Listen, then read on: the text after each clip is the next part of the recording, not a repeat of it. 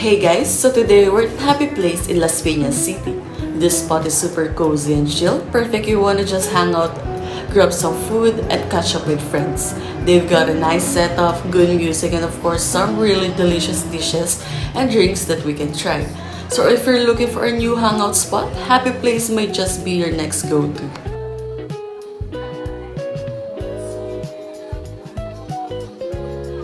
Ito po namin. Ano na, ma'am? Kuya, pwede pala ka sa lang. Okay.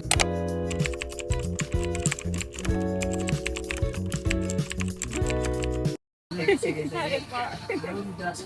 Interview lang po namin kayo about sa Happy Place. Kung gano'n na po sa katagal makatay. Ano yun? 9 years na, 9. 9 years po. Kayo po, gano'n na po kayo katagal na tatlabang? Bago lang ako dito, ma'am eh. Bago lang din po kayo. Ano pa lang ako, 3 months. Ma'am? 3 months. Mag-imat pa lang po. Yung mga ibang tao sa loob, kaya matatagal na. Yung iba po, sila kuya. Simulan magtayo na ito, nandiyan na sila. So far po, okay naman po yung Trabaho.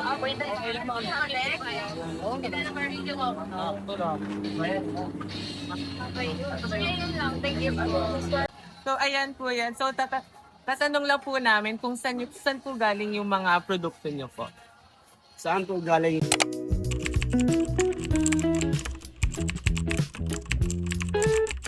Produkto doon namin. Sir, siyempre po, sa palengke po, tapos inaano lang dito. Binibili po sa Alabang. Opo, tapos yung kusinero na po yun ng titimpla. Hindi nilalabas mo ng mga treat. Ito, siya yung tigaihaw. Tapos minsan naman dito, ano kami rito, rotation. Okay. Sa mga sigbalots, rotation kami dito. Tsaka yung tigaihaw.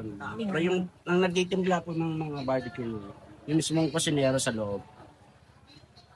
Yun po, ano pa po? Tatanong lang po ulit namin yung kagaya ng tinanong namin kay Kuya kung gano'n na po pasagal nakatayo. Actually po, si Happy Place po, 9 years na po. 9 years. Yes po. So sa 9 years, yung simula naman po itong ihaw since pandemic. Saka na po na kami nag-ihaw-ihaw. Yung ano kasi nung wala pa pandemic, is rest na lang. So maliit lang din po nag-start yung Happy Place? Yes. Alam niyo po ba kung bakit po kayo dinadayihan ng mga maraming tao? Siguro po nung dati, sila po talaga yung tayo. Mang Raols po. Hindi ba po Yes sila po. sa Happy Place? Sila po actually sa dati talaga, sila yun po nang ginadayo. Hanggang po sa na-discover na nila na yun, may kainan na sa loob. Hanggang sa lumago po si Happy Place.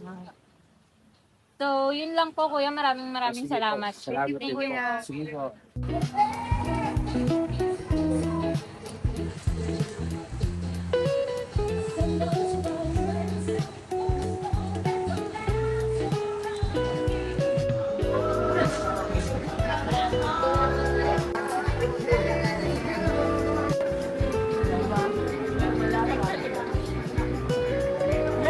Text ko na. Excuse me po. Pwede po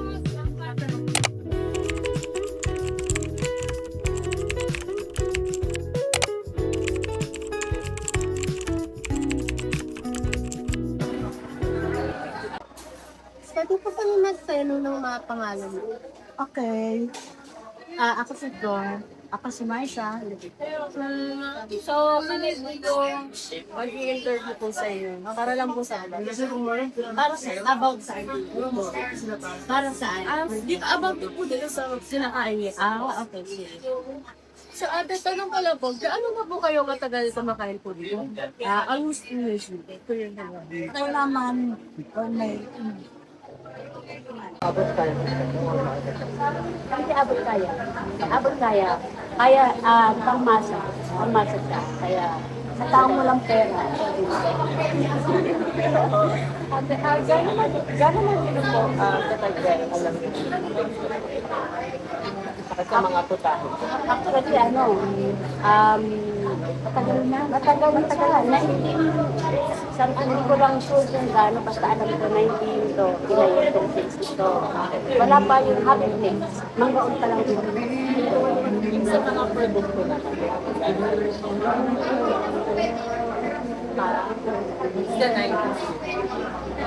Oo, parang tingnan niyo. Okay lang. Para sa inyo po, ano po yung parang nagpapa-special mo sa dish mo? Kung sawa. Sausawan po yung sauce ko talaga. Hindi po namin tanong kung ano po yung mga Ito, tubo, baboy. Baboy, tapos ito, suka ng manok, tenga ng baboy. Ito, patay. Ito, bituka ng baboy naman. Ito, bituka ng manok.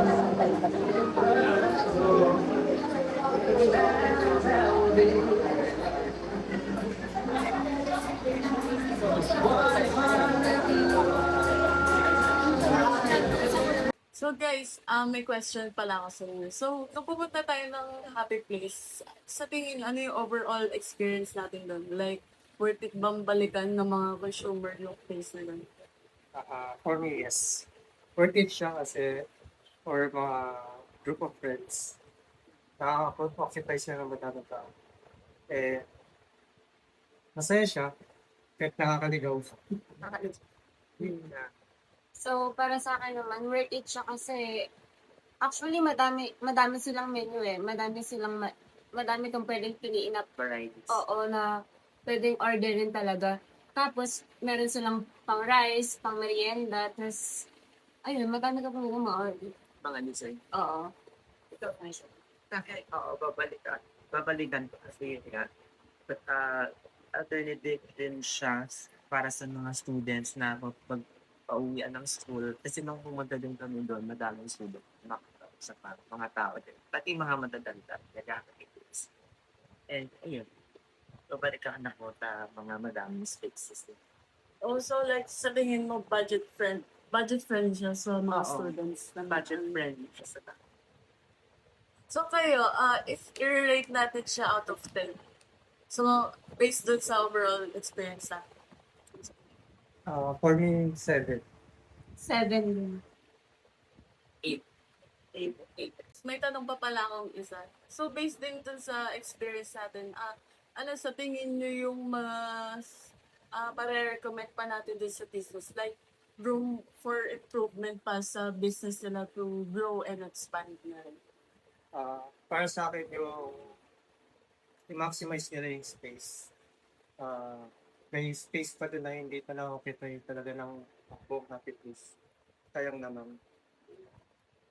Sa akin naman, yung food nila kasi nung umorder kami, nung time na yun, dry siya and matabang yung pagkain na in-order namin. So, siguro yun, kailangan din nilang i-check yung flavorings, tapos yung parang standard recipe nila ganun. Kulang Tapos, sa marination. oo, and yung sauces nila, siguro mag-add din sila na isa pang sauce. Kasi yung sauce nila nakakaumay kasi maalat eh. 'Di ba ang karaniwan sa sa mga ganun na in-order natin na street food, merong matamis sa oil. Sa akin ako, para sa Happy Place is yung exhaust or yung detonation area nila. Kasi sobrang parang parang masikip pag sobrang init. Wala masyadong electric fan or hindi butas. Kaya kailangan lang magandang ventilation area kasi dapat misok pa rin eh. Eh, nakakaumay kapag ganun pa rin. Nakakaumay. Kumbaga nakaka-suffocate siya na mas gugustuhin mo na lang umalis na agad. Oo. Compare na mag-stay longer ka ba? Mm.